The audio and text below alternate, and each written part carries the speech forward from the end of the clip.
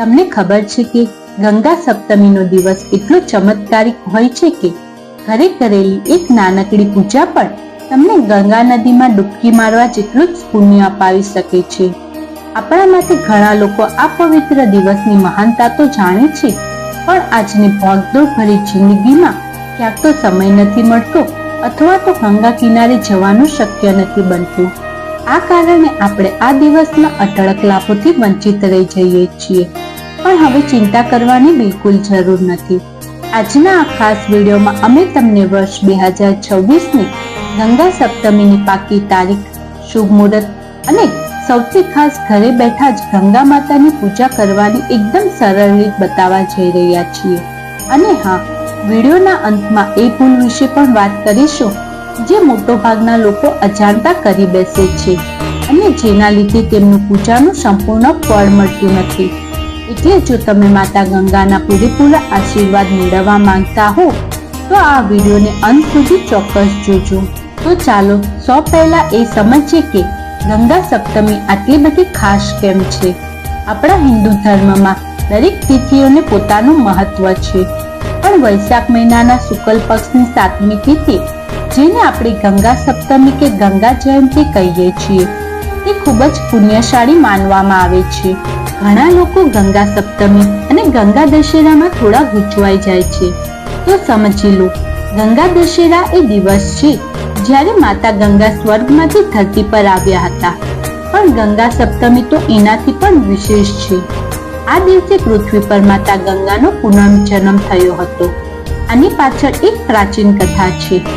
જ્યારે ગંગાજી રાજા ભગીરથની પાછળ પૃથ્વી પર આગળ વધી રહ્યા હતા, ત્યારે તેમના પ્રચંડ વેગના કારણે રસ્તામાં જુહુ ઋષિનો આશ્રમ વેદવિખેર થઈ ગયો હતો. આ જોઈને ઋષિ ક્રોધિત થઈ ગયા અને આખી ગંગાને પી ગયા. ત્યારે રાજા ભગીરથ અને બધા દેવતાઓએ ઋષિને ખૂબ જ વિનંતી કરી.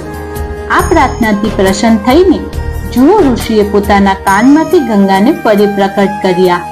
કારણ કે આ દિવસ ગંગાનો પુનર્જન્મ થયો, આ તિથિને ગંગા જયંતી તરીકે ઓળખવામાં આવે છે.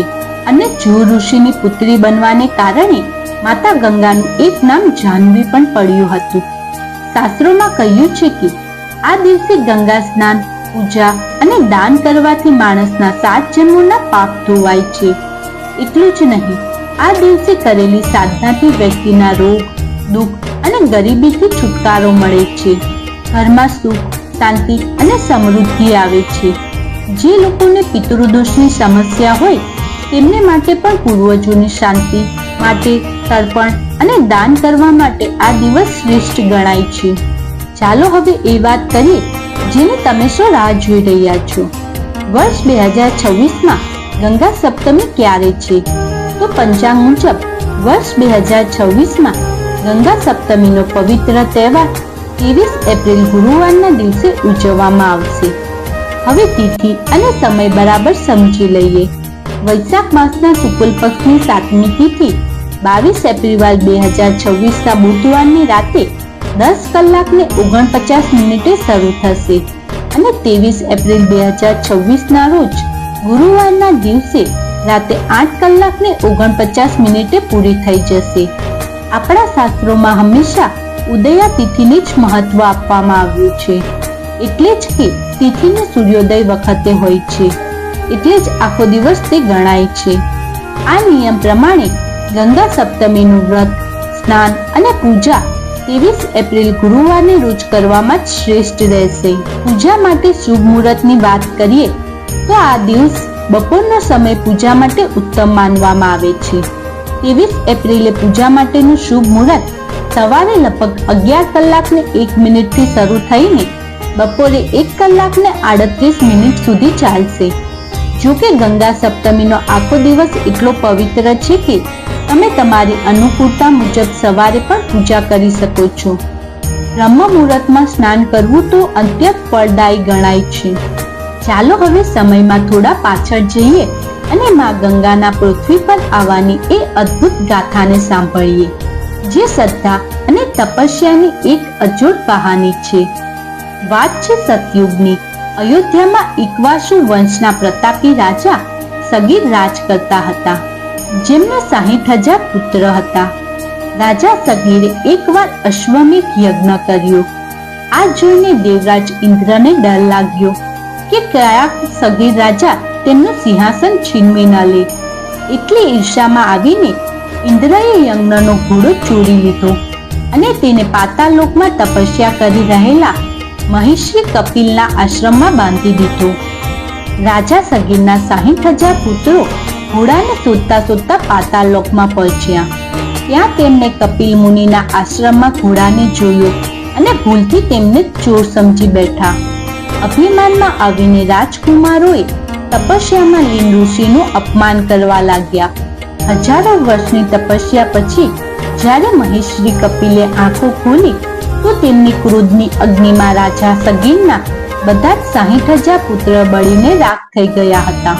પોતાના પુત્રની અકાળ મૃત્યુ અને મુક્તિ ન મળવાથી રાજા સગીર ખૂબ જ દુઃખી થયા. તેમના પછી તેમના વંશજો અંશુમાન અને દિલીપે પણ વર્ષો સુધી તપસ્યા કરી, પણ પૂર્વજોને મુક્તિ અપાવી શક્યા નહીં. છેવટે રાજા દિલીપના પુત્ર ભગીરથે પોતાના પૂર્વજોના ઉદ્ધાર માટે મક્કમ સંકલ્પ લીધો હતો. તેમણે હિમાલયમાં જઈને બ્રહ્માની કઠોર તપસ્યા કરી. તેમની અળંગ તપસ્યાથી પ્રસન્ન થઈને બ્રહ્માજી પ્રકટ થયા અને વરદાન માંગવા કહ્યું. ભગીરથે પોતાના પૂર્વજોના ઉદ્ધાર માટે સ્વર્ગની નદી ગંગાને પૃથ્વી પર મોકલવાની પ્રાર્થના કરી. બ્રહ્માજીએ કહ્યું, તથાસ્તુ. પણ હે ભગીરથ, જ્યારે ગંગા સ્વર્ગમાંથી પૃથ્વી પર ઉતરશે ત્યારે તેમના પ્રચંડ વેગ આ ધરતીને સહન નહીં કરી શકે. એ વેગને રોકવાની શક્તિ માત્ર ભગવાન શિવ પાસે જ છે. આ સાંભળીને ભગીરથે ભગવાન શિવને પ્રસન્ન કરવા એક પગના અંગૂઠા ઉપર ઊભા રહીને 1 વર્ષ સુધી ઘોર તપસ્યા કર્યું. તેમની ભક્તિ જોઈને ભોળેનાથ પ્રસન્ન થયા અને ગંગાને પોતાની જટામાં ઝીલવા તૈયાર થઈ ગયા. જ્યારે ગંગા માતાએ સ્વર્ગમાંથી ઉતરણ કર્યું ત્યારે શિવજીએ તેમના વેગના અભિમાનને તોડવા માટે તેમને પોતાની વિશાળ જટાઓમાં બાંધી લીધી. વર્ષો સુધી ગંગાજી જટામાંથી બહાર નીકળવાનો રસ્તો જ ન શોધી શક્યા. ભગીરથે ફરી શિવજીને આરાધના કરી. ત્યારે ભોળાનાથે પ્રસન્ન થઈને પોતાની જટામાંથી એક લટ ખોલી અને ગંગાજીને એક શાંત ધારાના રૂપમાં પૃથ્વી પર વહેવા દીધી. ત્યારથી ગંગાજી ભગીરથના માર્ગદર્શન હેઠળ જ સ્નાન પર પહોંચી જ્યાં સગરના પુત્રોની રાખ પડી હતી. ગંગાજળના પવિત્ર સ્પર્શથી જ તમામ 60,000 રાજકુંવરોને મોક્ષ મળ્યો. રાજા ભગીરથના આ અથાગ પ્રયત્નોને કારણે જ ગંગા માતાને ભગીરથી પણ કહેવાય છે. આપણે સૌ જાણીએ છીએ કે દરેક માટે હરિદ્વાર કે કાશી જઈને ગંગા સ્નાન કરવું શક્ય નથી, પણ શાસ્ત્રોમાં કહે છે કે સાચા મનથી ઘરે કરેલી પૂજા પણ એ જ ફળ આપે છે. તો ચાલો હવે સ્ટેપ બાય સ્ટેપ સમજીએ કે ઘરે ગંગા પૂજા કેવી રીતે કરવી. ચાલો પહેલા જાણીએ પૂજા માટે કઈ સામગ્રીનો ઉપયોગ થશે. એક બાજુ અને તેના ઉપર પાથરવા લાલ કે પીળા રંગનું કપડું, માતા ગંગાની મૂર્તિ કે ફોટો, જો ન હોય તો શિવજીનો ફોટો જેમાં રહેલી ગંગાનું ધારણનું પૂજન પણ કરી શકાય છે. તાંબા કે પિત્તળનો એક કળશ, શુદ્ધ પાણી અને તેમાં ઉમેરેલ માટે થોડું ગંગાજળ. શિવલિંગ જો ઘરમાં હોય તો, જરૂરી નથી. પૂજા માટે કંકુ, ચોખા, હળદર, ચંદન, ફૂલો, ખાસ કરીને સફેદ રંગના ફૂલો અને બીલીપત્ર, ધૂપ, ઘીનો દીવો. ભોગ માટે ઋતુ અનુસાર ફળ, મીઠાઈઓ કે પતાશા પણ રાખી શકાય છે. એક નારિયેળી, સોપારી અને પાન. ચાલો હવે જાણીએ ગંગા સપ્તમીના દિવસે કરવાની પૂજા વિધિ. ગંગા સપ્તમીના દિવસે સવારે વહેલા ઉઠી ઘર સાફ કરી લો. પછી નાહવામાં પાણીમાં ગંગાજળના 2-4 ટીપા નાખીને ઓમ ગંગાએ નમઃ મંત્ર બોલતા બોલતા સ્નાન કરો. માન્યતા છે કે આનાથી ગંગા સ્નાન જેટલું જ પુણ્ય મળે છે. ઘરના મંદિરમાં કે કોઈ સ્વચ્છ જગ્યાએ બાજોટ પર લાલ કપડું પાથરી માતા ગંગાનો ફોટો કે મૂર્તિને સ્થાપિત કરો. માતાની પાછળ તાંબાના કળશમાં શુદ્ધ જળ અને ગંગાજળ ભરીને મૂકો. કળશ પર કંકુથી સાથિયો કરો અને તેના ઉપર નારિયેળ મૂકો.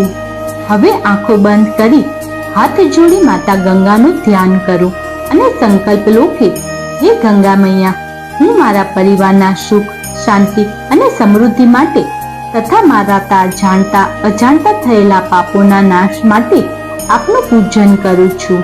મારી પૂજા સ્વીકાર કરજો. સૌ પહેલા ઘીનો દીવો પ્રગટાવો. માતા ગંગાને કંકુ, હળદર, ચોખાનું તિલક કરો અને સુંદર ફૂલો ચડાવો. આ સ્ટેપ ખૂબ જ મહત્વનો છે. જો તમારા ઘરમાં શિવલિંગ હોય તો તેને શુદ્ધ જળ અને ગંગાજળથી અભિષેક કરાવો. તેમનું ચંદનનું તિલક કરી બીલીપત્ર ચડાવો. હવે શાંત મને માતા ગંગાના આ મંત્રનો 11, 21, 51 કે 108 વાર જાપ કરી શકો છો.